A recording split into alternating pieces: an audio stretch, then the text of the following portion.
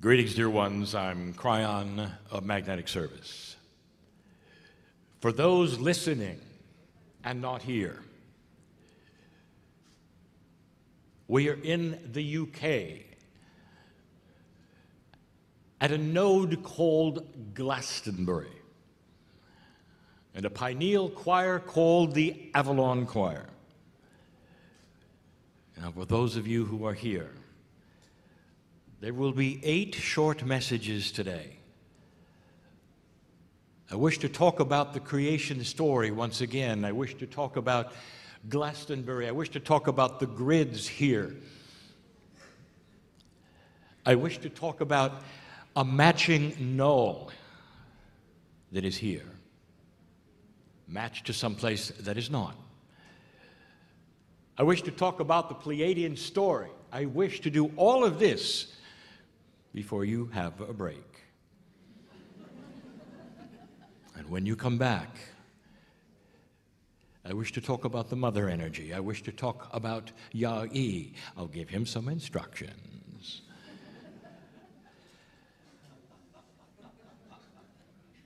Dear ones, again, for those who have not heard this, the story is amazing, unbelievable, and to some,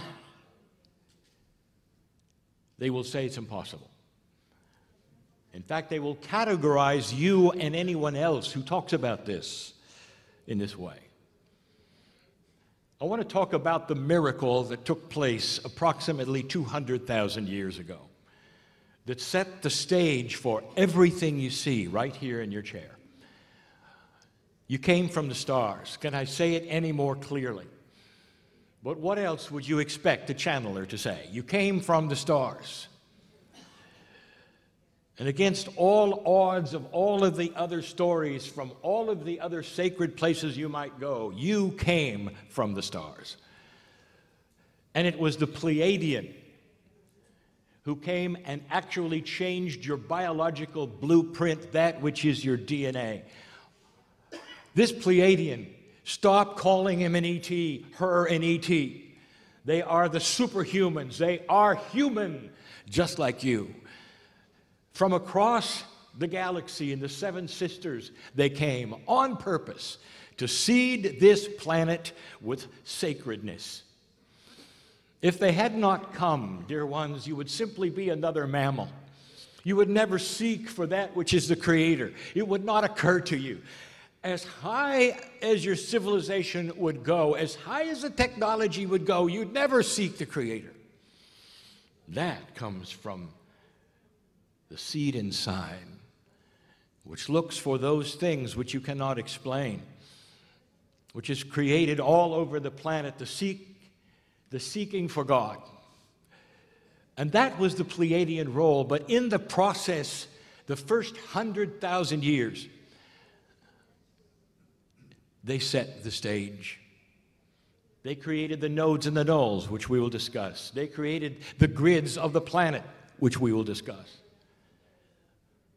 And at the same time, they were changing your DNA.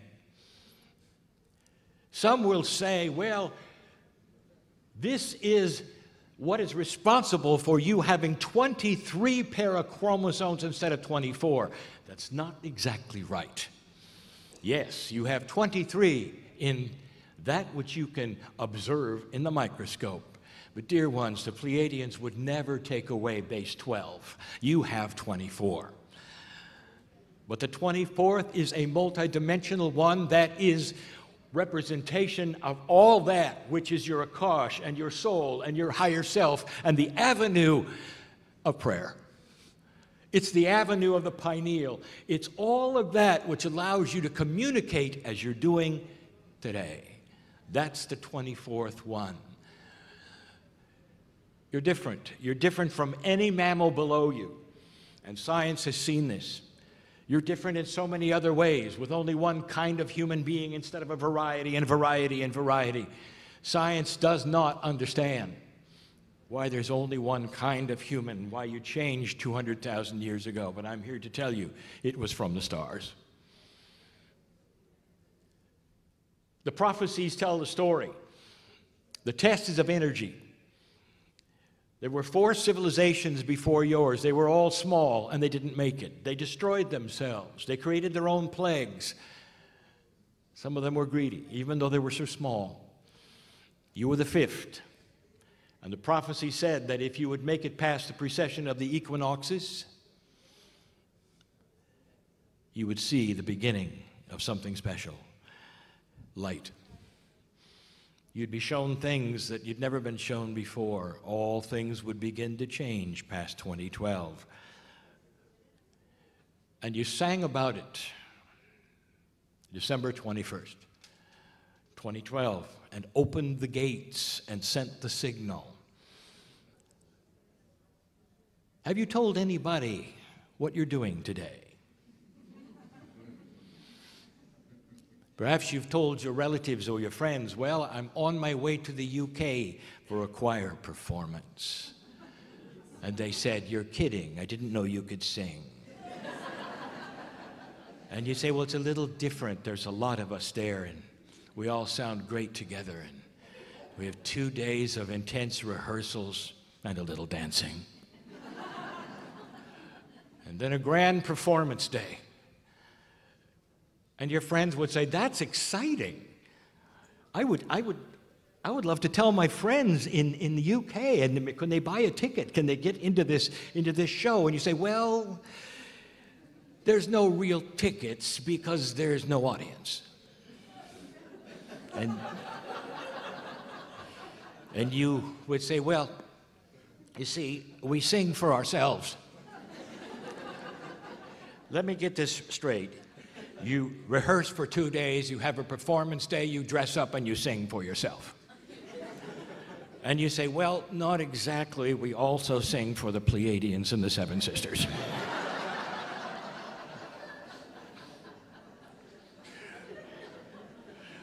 And your friends grow quiet.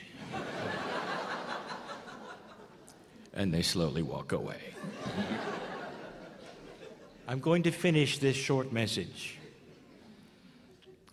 40,000 years ago, there is a civilization on this planet called the Aborigine. They meet all of the attributes and the key points of a civilization, all of them. They've been here for 40,000 years, and if you ask them how they got here, they'll tell you about the landings of the Pleiadians. They'll tell you where they went, how long they lasted. They will tell you they are there even today. Through a 3,000-mile secret song line, they will unveil a story that is identical to what I just told you. This is not sequestered to a few people that you would call lunatic fringe. This is a worldwide event with thousands who know of the truth of this. It's your modern culture that often gets in the way of the truth, in the way of the Gaia energy. But you're here today to send a signal to those who set the stage. I'll be back.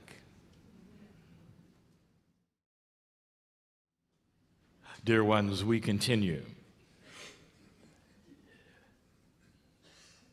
The story of what the Pleiadians did on this planet is remarkable. Some of it is known, some of it is unknown, some of it will be revealed. But everything they did was in sacredness for you. These superhumans, what made them super was that they contained that which is an ascension status, meaning that on their planets, they had very high consciousness and had evolved within their higher selves. They were a multidimensional consciousness packet, you might say, and came to this planet in order to seed it to give you the same thing. This is the Adam and Eve story, slightly different. And what they did, besides simply to alter you as humans, to get you on the track of sacredness, of understanding light and dark with free choice, what they did first was to align this planet in a way that is for you. They set systems in place And part of the systems that they did, we have told you about. But one of them, spectacular, they gave Gaia consciousness. You would walk outside in the forests and the beauty of the lakes and the streams and the oceans and think, well, it's always been this way. The feeling that I have, no, it hasn't. That feeling you have, tree hugger, was given by the Pleiadians. This is Gaia consciousness. It talked to the ancestors and gave them information. It fed you, gave you water. It is aligned with humanity. It is for humanity. The Gaia consciousness, dear ones, the whole part of you is missing today, if you've noticed, in most of the belief systems of the planet, except the ancients. We've told you before, it's time to return to an acknowledgement that the earth is part of the divinity of you, is a cooperative entity of you, and works side by side with you. Profound it is that it has actually aligned itself magnetically for this time. Profound it is that you're going through weather shifts for this time. Profound it is that Gaia knows about the shift and is on board with everything you're doing. How sad it is that it is so apart from understanding on this planet of who it is. That will change. That will change as you review the ancestors and some of their knowledge and their beliefs and realize just how profound and accurate they were. All of the tones that you sing are part of the alignment of not only the stars, but of human consciousness, because it affects the nodes and the nulls. I'll tell you about that in a moment. The second grid which was placed here is called the crystalline grid. The crystalline grid is invisible. It is a multidimensional grid that remembers human action, and its crystalline is a metaphor, because you know that crystalline is a stone, a substance, an element, anything you want to call it, for it's all of those, that remembers, that holds frequency. Perhaps the crystalline, even multidimensional, that remains to be discovered. But the crystalline grid then is a metaphor for a remembering grid. And this particular grid is not uniform on the planet any more than the magnetic grid is. The magnetic grid was moved just for you in the 80s. And we told you that, to allow for higher consciousness, even to allow for the tones to get through to where they're going. It had to be this way, a full alignment that the Pleiadians set up. We're going to talk about the crystalline grid in a moment. The nodes and the nulls are recent.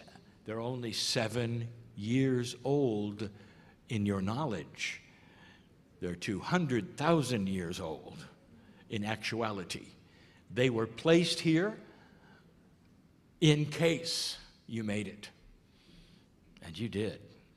I want you to understand, I brought in the knowledge of the nodes and the nulls on or around 2012. It was part of what I am here for. That was a revealed secret that the Pleiadians put here for you. There are others, and when you get to that place in human consciousness, they will be revealed. But the nodes and the nulls are so important. You started with one in Lemuria. It was already matched. There were 2 that are already matched, and the rest of them match up as you need them to with human consciousness of the day. And I've given them to you one by one and explained why they match, and I'm going to do that in a moment. The nodes and the nulls, you might say, were put here for an accelerated consciousness. You have now passed this marker, sent the signal, and human consciousness begins to shift. But it doesn't shift like it used to very, very slowly. It shifts quickly, if any of you have noticed. In the news, for instance, and the things that are happening, and the yin and the yang, and the back and the forth, and the good and the bad, and you don't know where you are, do you? The nodes and the nulls are fully responsible. They push and pull. You might say they're good at pushing in that which is dramatically good and pulling out that which is old and not so good. And that is needed for this. Activated, they are time capsules. They don't contain anything. How about that for a time capsule? What they contain is a system, a process, an engine. And when it was time, they opened. You are on one, and I'll tell you in a moment the difference between this one, which is Glastonbury. You've been to so many. You've been to Lemuria, you've been to Shasta, you've been to Uluru, and now here you are in Glastonbury. What makes this different? Why is this node different? To be continued.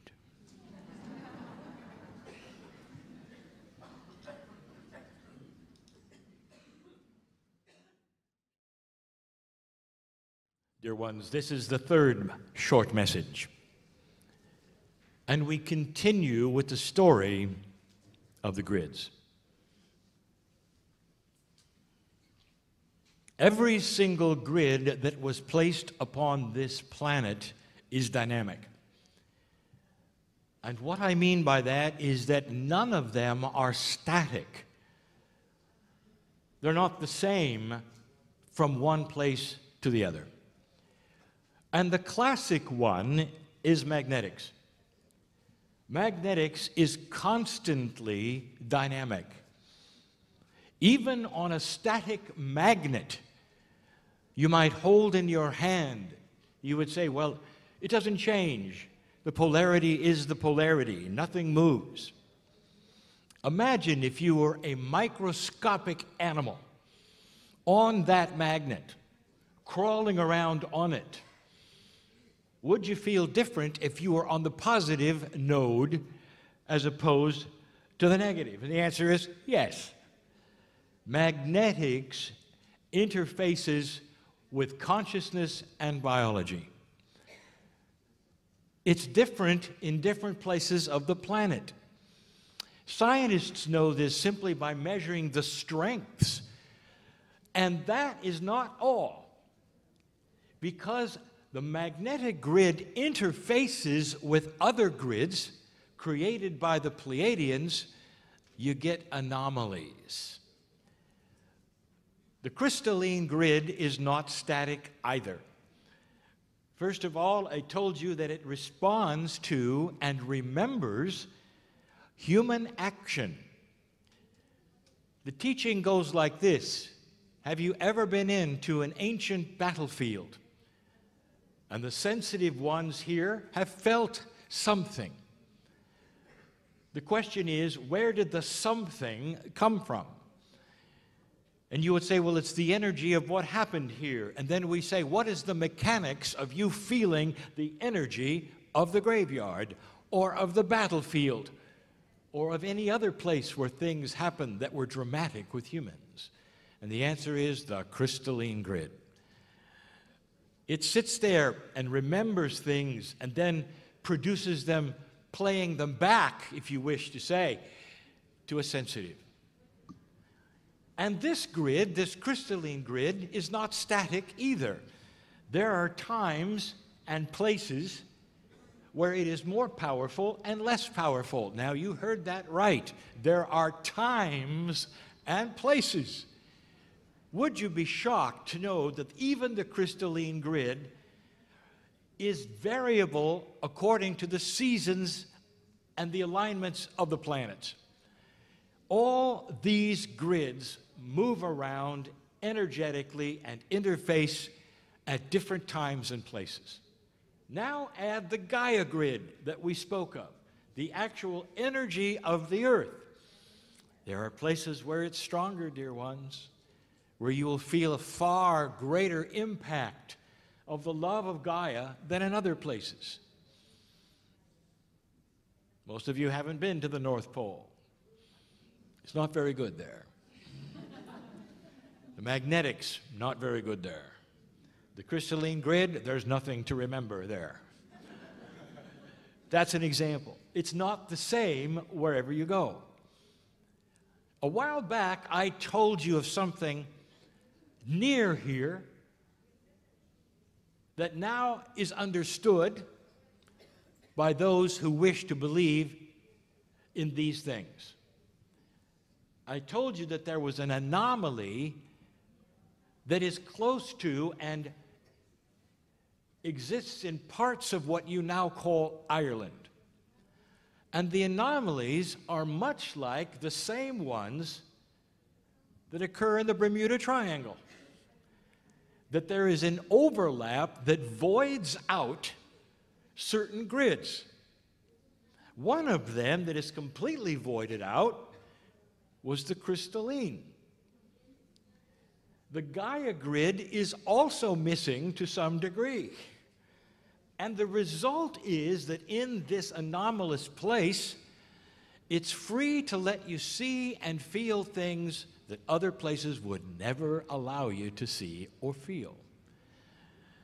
The tradition for hundreds of years of the fairies, the little people, the multidimensional forms, the divas in the forest, has existed so long, hundreds of years, known and acknowledged at some degree by the ancients and even the modern government there, who still won't touch a fairy tree. Dear ones, that is because of the grid's anomaly in that area. Would you find it interesting to know that you have just the opposite in Glastonbury? That the crystalline grid, to make up for the one close to here that has nothing, here is double or triple any place on the planet. Now, if it's true that the crystalline is hooked to human consciousness, that would mean that here and close to here, perhaps the whole island, would amplify consciousness. Oh, it does. And what does an amplified consciousness mean? It means everybody wants to be here. It means that it's famous for some things. It means that the consciousness that is in every single human, the desires, the hero's journey, that which you want so badly, is here. More than that, it's been enhanced. Don't you find it interesting that there are very few places on the planet that have romanticized their battles like here? And that means there's a crystalline grid here that goes for the light, that goes for that which is what humans want, what they accelerate. You sit in a very, very special grid, dear ones. More powerful is it than any other node on the planet, except Lemuria. And that is why, because this node sits right in the middle of a very amplified crystalline grid. Now, I want you to remember something. The grids and the nodes were here long before the legends. The grids and the nodes were here long before the countries had names. And yet this is where you come to hear the stories, to sit at the feet of the poets, to listen to the music and imagine what might have happened here. What might have happened here? Was there a sword? Was there a king? To be continued.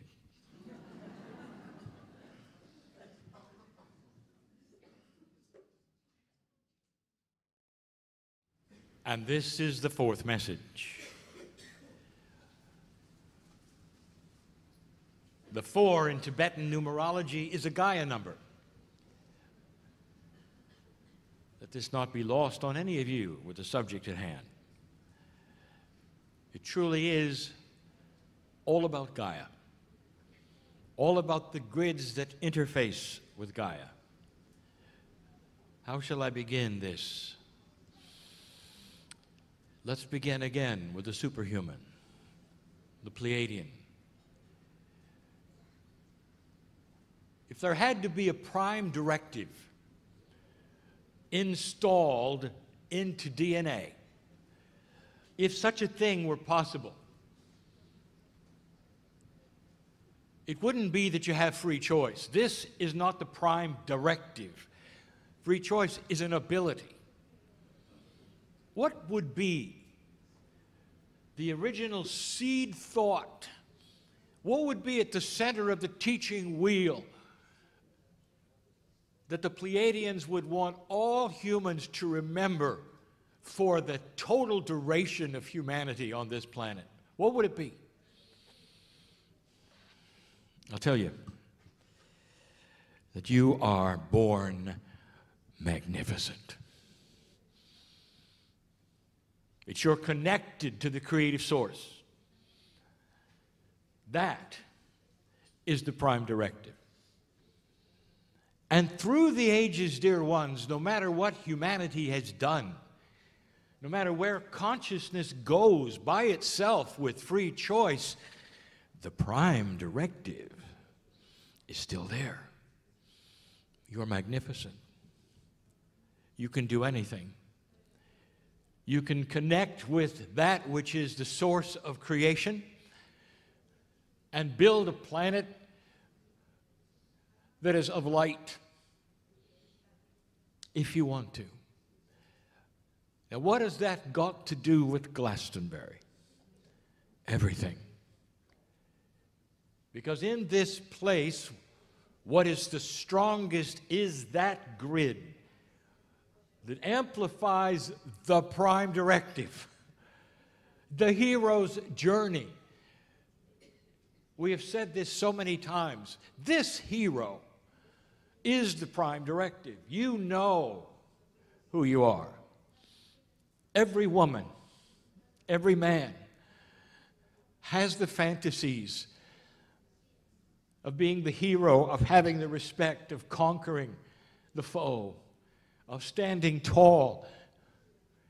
You think that was an accident. That's not human nature, dear ones. That's from the superhuman, who has given you that spark of knowledge that you were born on this planet magnificent. And so the magnificence of the story is enhanced and enhanced and enhanced. Since my partner brought me to this land called Europe, a few weeks ago, I have given 30 channels. The last 16 contain this story. It's there for you to hear if you wish to review, and I'm not going to review all of it. But I talked about that which is the cup, that which you call the Grail. I've talked of that. I talked about the supper in the upper room. I talked about Jesus. Let's continue that for a moment. I want you to know that there's a beautiful history that seems to be untold. Did Jesus come here? Absolutely, he wouldn't have missed this. You call it the missing years of Jesus. They weren't missing, they're just boring. All you remember is two elements. Pretty good ones, birth and death, that's it. And everything in between, who knows? Actually, it is well documented, it's in the scrolls, and it's not written in your scriptures. You can decide why when you read it. But he came here, and I said he came here with his uncle Joseph. He came here 3 times in another reality, dear ones, in another truth, in another dimension, dear ones. This is where he wanted to live, away from the Romans if he could. Yeah, they came here too. He loved it here. Why would the master of love be so attractive to this place to come repeatedly?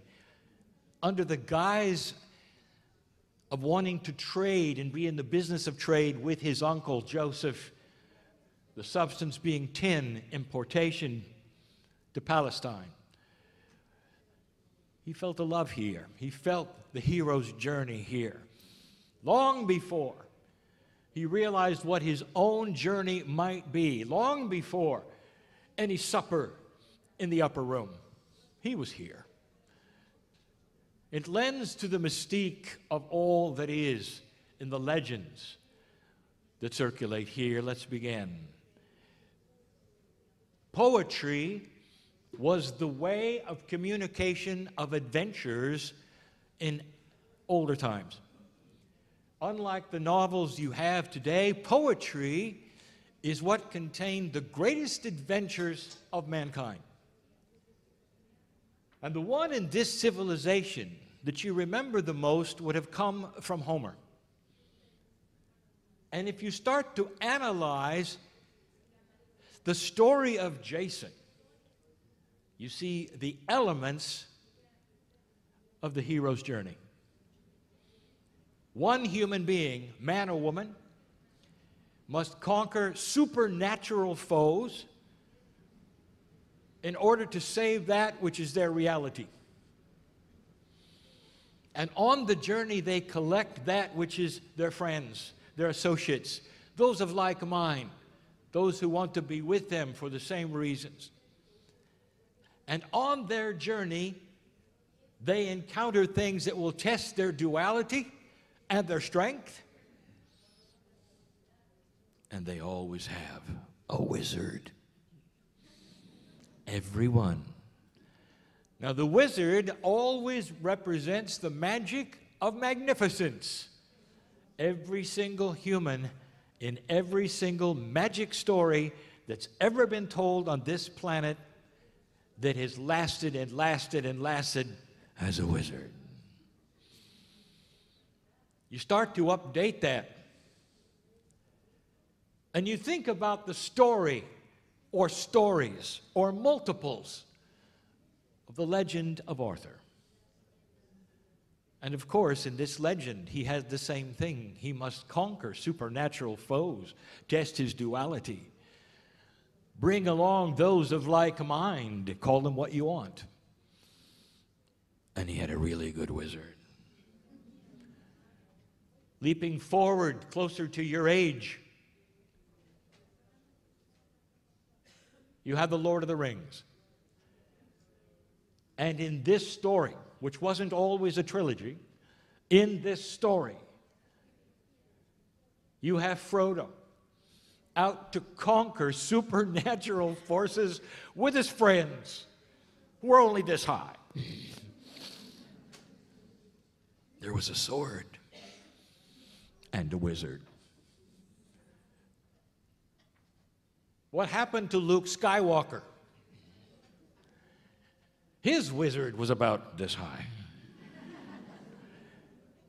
He was out to conquer supernatural forces with his friends, with his wizard. The little boy with the glasses and the wand, out to conquer supernatural forces with his friends and a wizard. Dear ones, this is the hero's journey. It's magnificent. It slays the dragons of duality. It illuminates the lights in the human soul, and it brings you to a place you wouldn't have been before because of the magnificence. Arthur is real in the hearts of all who read the story. There are too many Arthurs for him to be an actual human being on the planet. He would have had to have been 400 years old. Too many of them.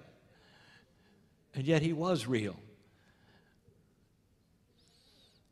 In that he lives in the magnificence of all of you. And this land is renowned for the legends of heroism. I stood in a place much like this, and I reminded those listening of something. The hero's journey was actually acted out physically here. And one of the reasons the Battle of Britain was won against all odds was that the crystalline grid amplifies heroes here. It vilifies the villains and amplifies heroes, and there was no question of those who lived here in those times that they could raise up because they were born magnificent. And they would conquer the evil one across the way, and they did.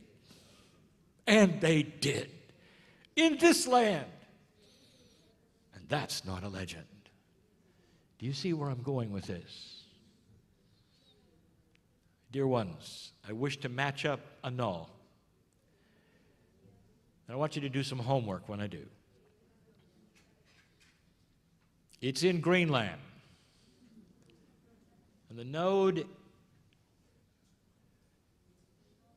is Glenbjorn Field.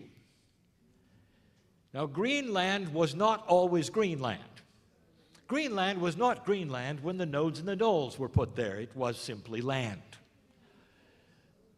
So don't be surprised if I tell you that the area of the knoll includes Iceland.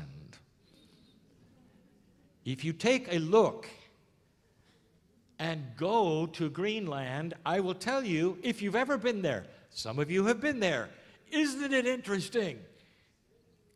Felt a little like New Zealand, didn't it? Felt a little like here, didn't it? You were amplified, weren't you? There's something about it, isn't there?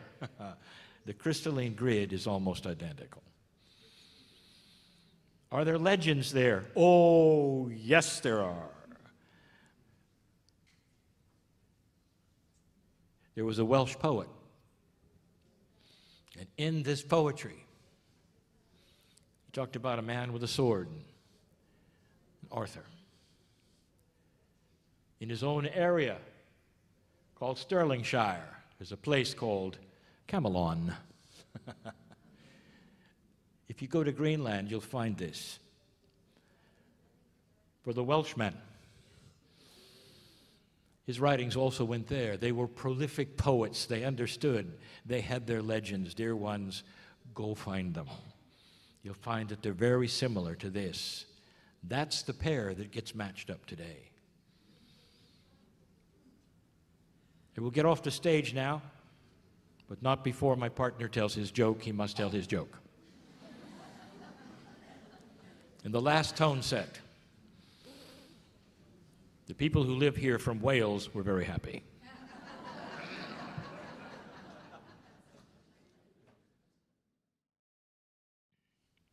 Greetings, dear ones. This is message number 5. Now we bring this entire message and groups of messages closer to home, the home of Yahi. I want to talk to you about Lemuria. For those who have not heard this and may wonder about the actuality of the legend of Lemuria, of the small continent of Mu. We've explained it and explained it. Just suffice to say that there was no missing continent. It was the Hawaiian Islands pushed up by the magma of the hot spot for thousands of years, which became a mountain in itself, one of the highest on the planet, and then subsided. These were the same mechanics that happened millions of years ago at the place you call Yellowstone. But this was a node, an important node, and Lemuria was the home of the superhumans, one of many nodes that they produced and stayed in and taught at. But this one was special because it was isolated, and literally for thousands of years, humans would come and go in the teaching without interference from anywhere else. So it had the purest teaching for the longest time.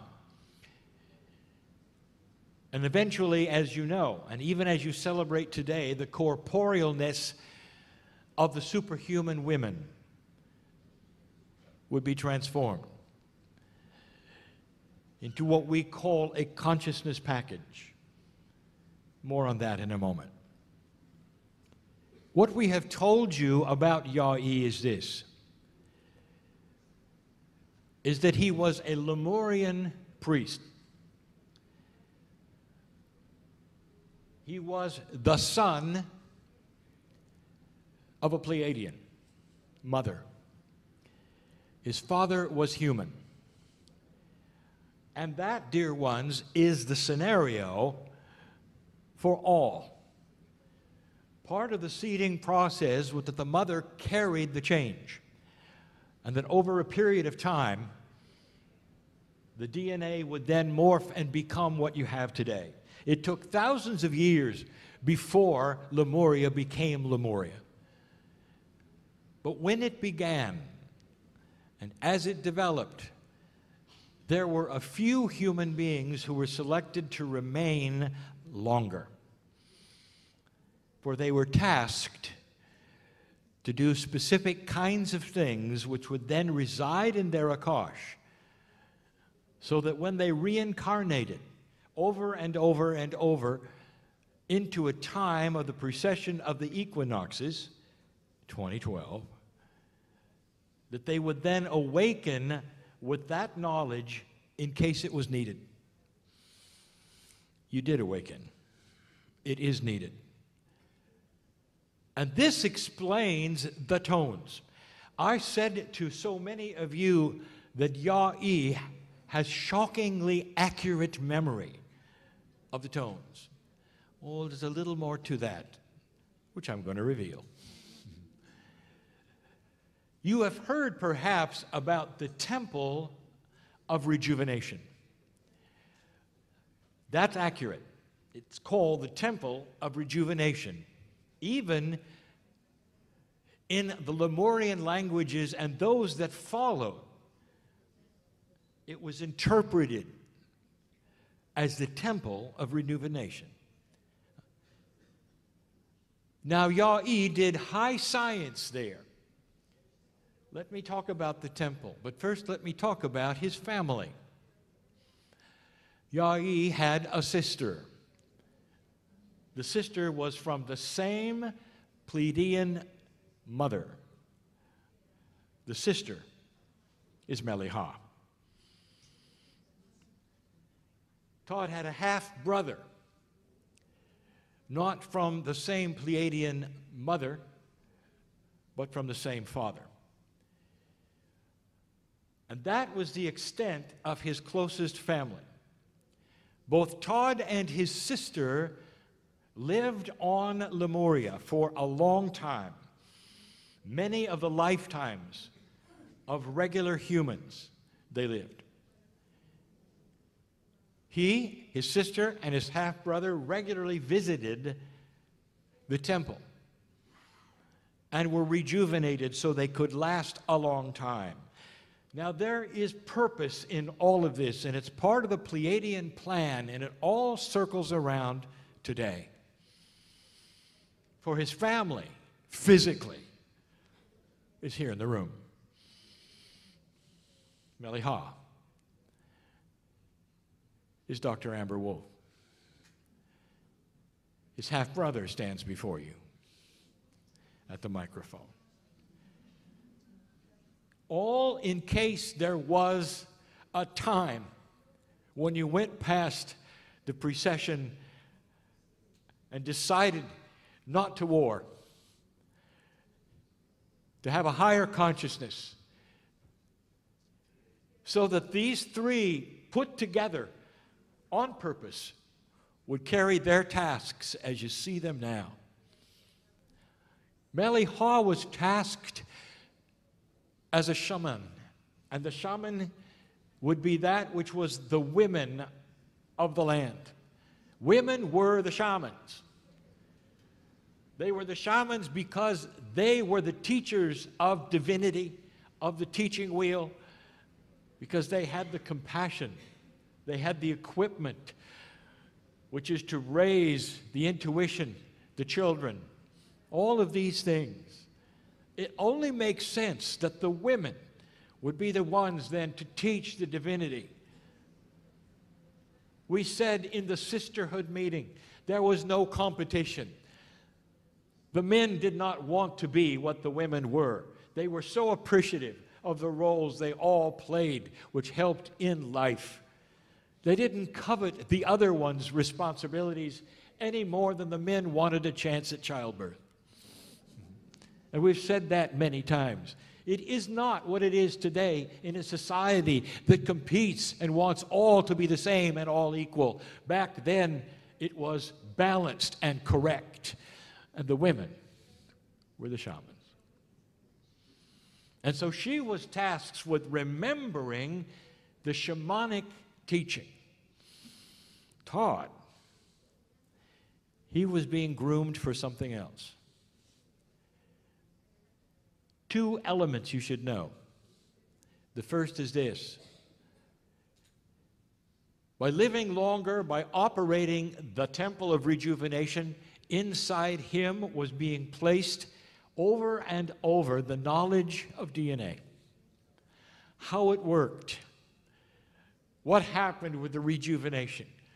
All of these things back then were being repeated and repeated and repeated, but that's not all. Why would a scientific place that rejuvenates life be a temple? Are you going to go up and worship Todd? No. Is Yah-E at the center of it? Not really. The temple was built by the Pleiadians. There have been many in the last years, through their intuition and their akash, who would draw the temple of rejuvenation. Some very specifically, some with remembrance they claimed was perfect. Not one of them was perfect, but one was very close.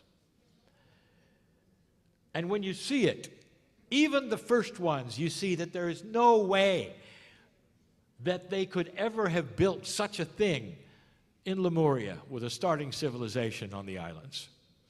They didn't even have the materials. It was built by the Pleiadians, designed by the Pleiadians. And in this place is where they worshiped. Do you really think that a graduate race connected to the divinity would not have their places where they would sing? That they were in the right place at the right time doing the right thing and seen as good by the Creator, in touch so greatly with that higher self that they carried to us and gave to us, those star mothers, those superhumans. They got together and sang, and what do you think they sang? The tones. Over and over and over. And guess who was living there? Yah-E. You got to hear him over and over and over. No other human has heard the majesty of this. No other human carries with them the songs of the stars. So his remembrance of these things, which he now gives to you, was implanted over lifetimes and lifetimes. When he was there on the top of that mountain doing the science, we've told you it's cold up there. That allowed the science to be done. There's plenty of heat up there for him because he's sitting on a volcano. And there were rocks when cracked and heated which would give oxygen. He had everything he needed. He did not come down the mountain. Water from rain, food. His half-brother brought it up the mountain regularly.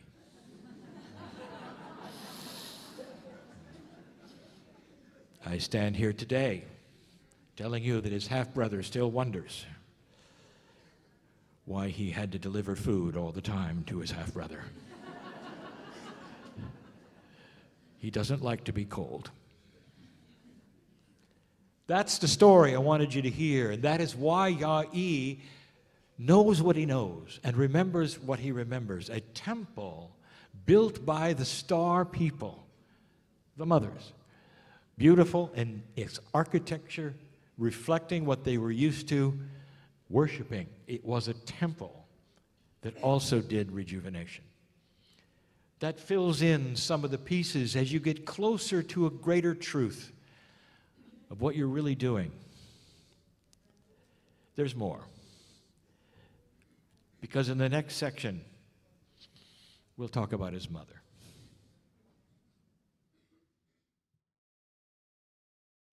Message number 6.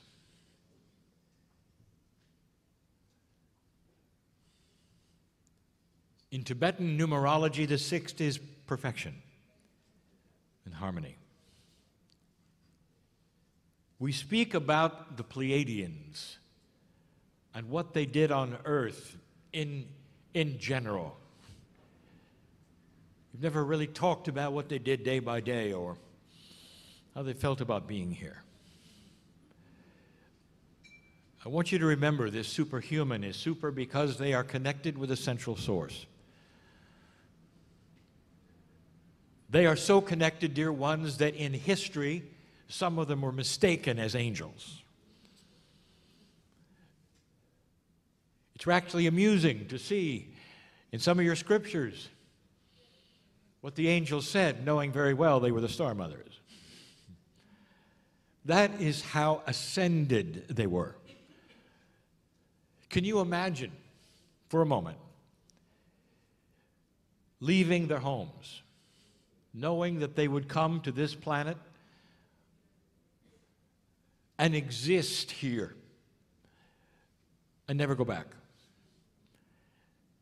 One of the reasons for the Temple of Rejuvenation was it reminded them of home with their architecture and all the things they did. They couldn't do that on the other nodes and the other places that they came, similar to Lemuria, where they knew there would be no others invading the lands or asking what was there.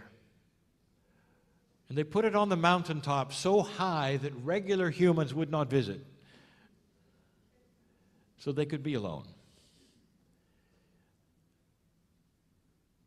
Dear ones, their commitment was to you, and it still is. The human body, even the superhuman body, has limits.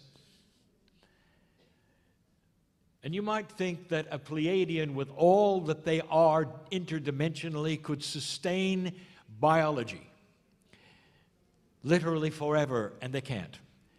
There is a limit to the corporeal connectedness even for a Pleiadian. And they stretched that limit and stretched it. And they lived thousands of years. But there had to come a time when they said goodbye. The last time in the last choir, I asked Yah-weh to remember a farewell song, the tones that were sung.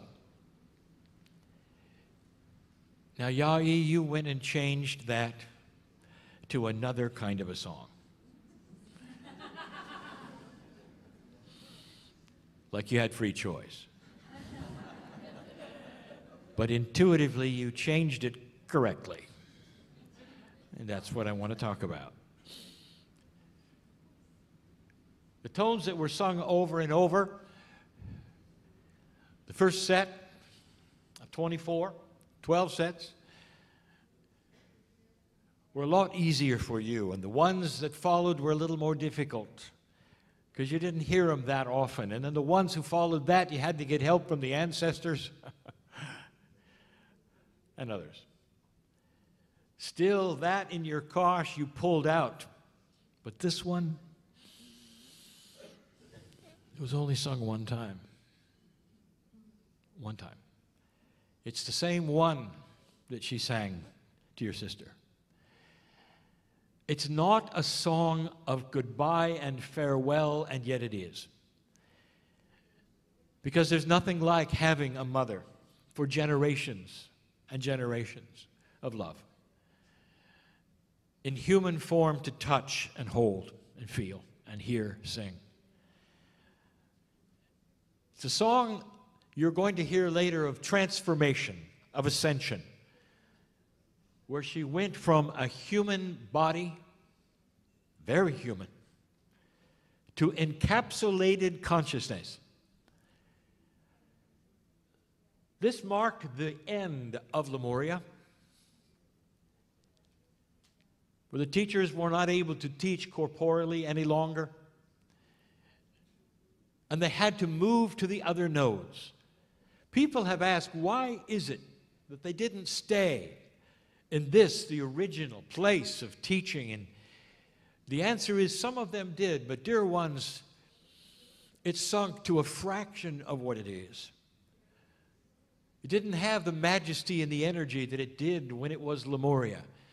Oh, it is still felt there, and you were there, many of you. But the task of the Pleiadian was to go to the other nodes where the most humanity would be. For they influence the teaching, and they would continue. How long is a Pleiadian life? And the answer is as long as they wish it to be. Some of them, including your mother, Todd, will remain on this planet indefinitely. They knew that. And death for a Pleiadian is not your kind of death. It's a transformation back to the central source, and they are conscious for it. Imagine. Conscious ascension. Perhaps even like Elijah, where you remember, and there really truly is no death. Someday. Where do you think your mother went, Yai? Think about it. Did she go to Shasta? Shasta would not see population for a very long time. She went to one of the centers of European population, which is today called Glastonbury. In a moment or two, you're going to sing a song, and you're going to represent that which is not farewell, but a transition. And now here you are with the choir singing her songs. And as you do, she arrives for you to meet your mother. She's still here. Honor the moment. Meliha, she's still here. Honor the moment. Is this too much for you to believe? Do you believe in angels? Do you believe in the divinity that created your very soul and your very being? It is possible. From Lemuria, she came to Glastonbury and waited until 2018 for this, the eighth choir.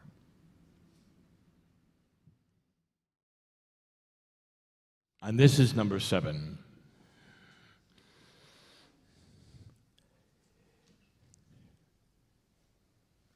These are instructions for the doctor. In the past, Yai, we've had you come and sit in a chair. It's not necessary. For you can glean these instructions along with the others. And it indeed involves another tone set. Always does. Let me back up. The tones that have been created for 6 years have been the tones that you've remembered in your Akash as we've described. It went on to the tones that you had to have help from, that you had heard but not that often. It has evolved to what you have in a lullaby, in a farewell. And now I wish to challenge you for something far simpler. But this one, although simple in its construction, will be more difficult to remember. Let me explain. Before the Pleiadians got here, dear ones, they had gone through what you are going through. Of all of the planets of free choice, those which represent the seven sisters probably had the most salted past.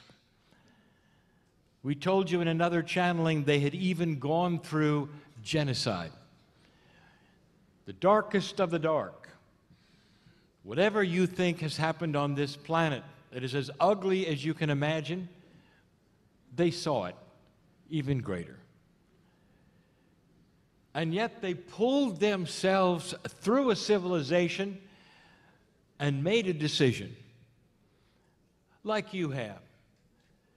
And those listening to this for the first time would say, what decision? I don't remember a vote. It was humanity all at once deciding to stop the cycle that would bring you war after war, the cycle that wouldn't even be smart enough to see the dysfunction in it because it never solved anything. A human race collectively that would say, we're tired of this, we wish to change the parameters. A humanity that would decide that history would no longer drive the future. That's what you're doing now.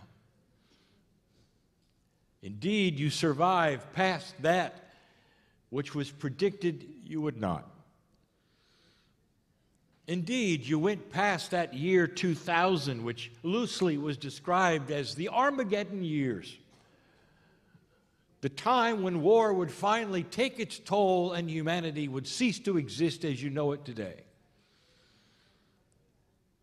You went through the 2012 shift where the calendars ended and the prophecies stood there and reminded you where you were going, into an abyss, really, where there was no prophecy, and there still isn't. You're in a time which no one predicted you'd be in.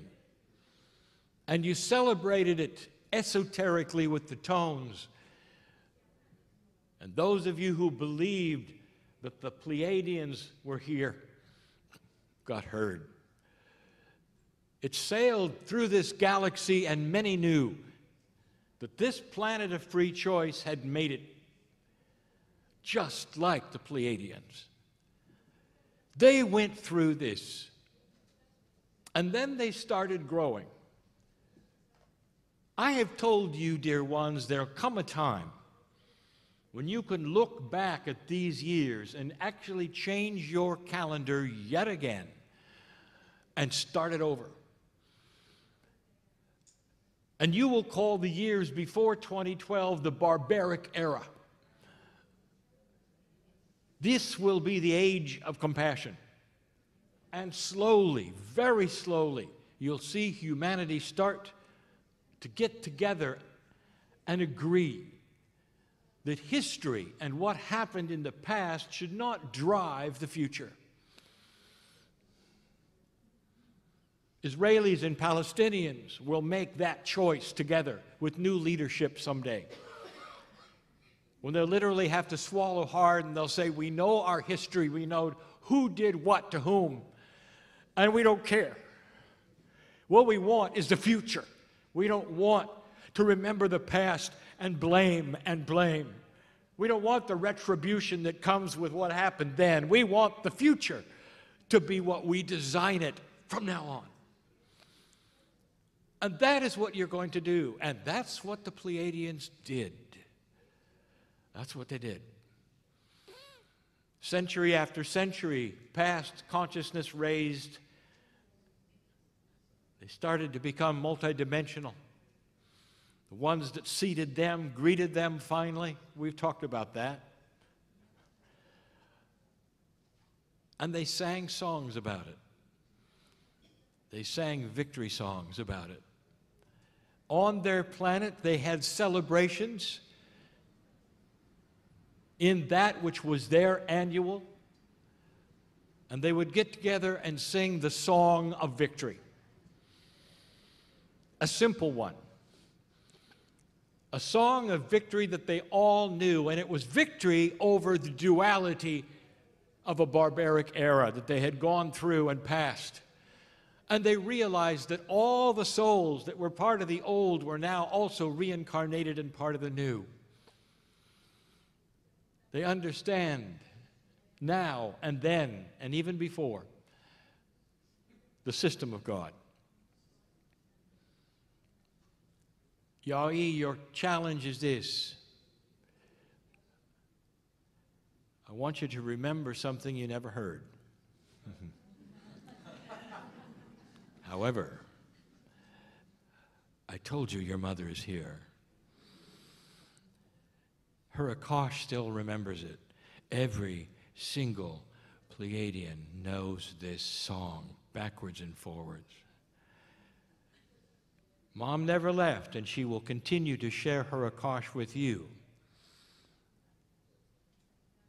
You, the ancestors, the directors, can come up with this, and it'll probably be shockingly accurate.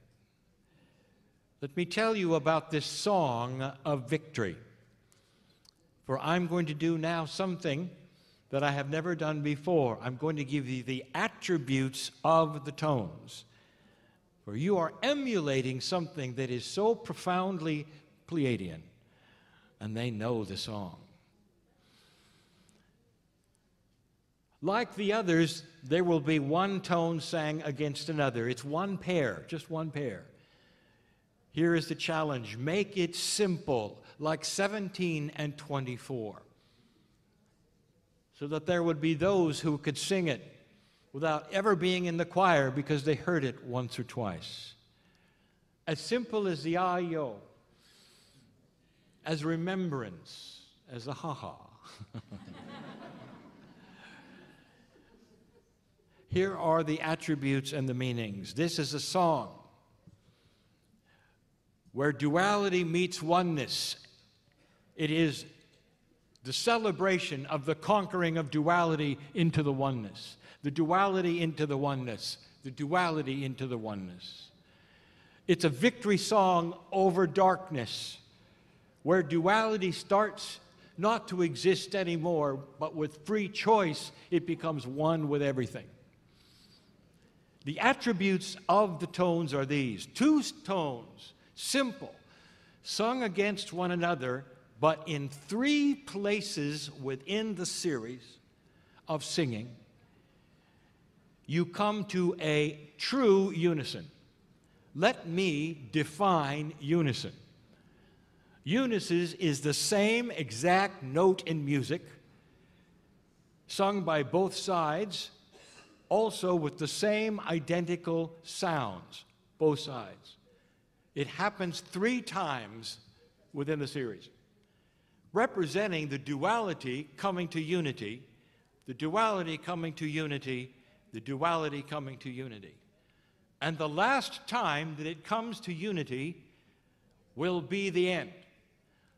I want you to remember the end of this song, because the end is heroic.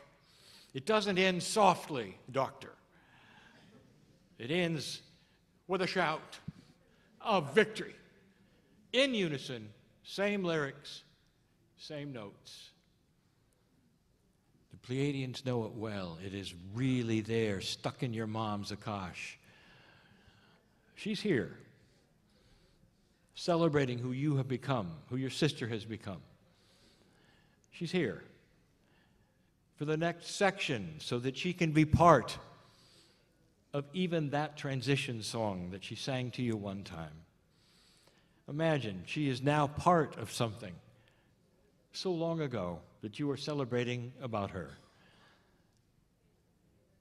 This song will come easier than you think. Heroic, simple, easy. And you never heard it.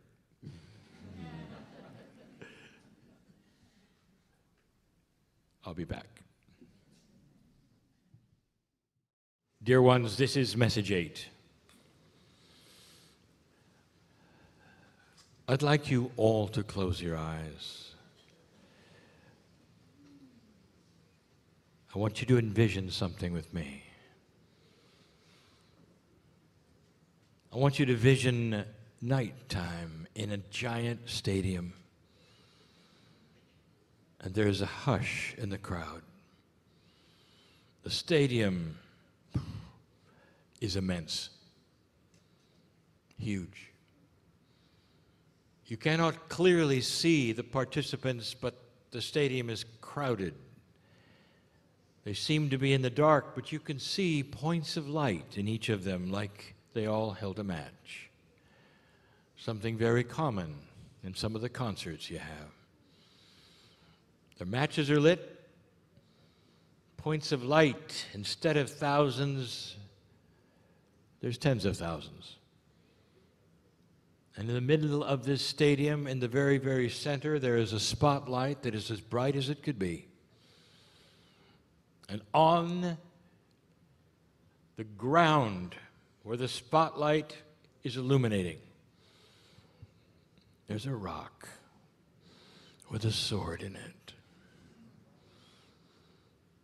There's a hush. The cool night air is there. You can feel it. But there's no sound of wind. The rock and the sword, they've been there a long time. They've got names, these things. Through the legends of the earth, you've named all of the utensils. Almost like they had personalities, all of them.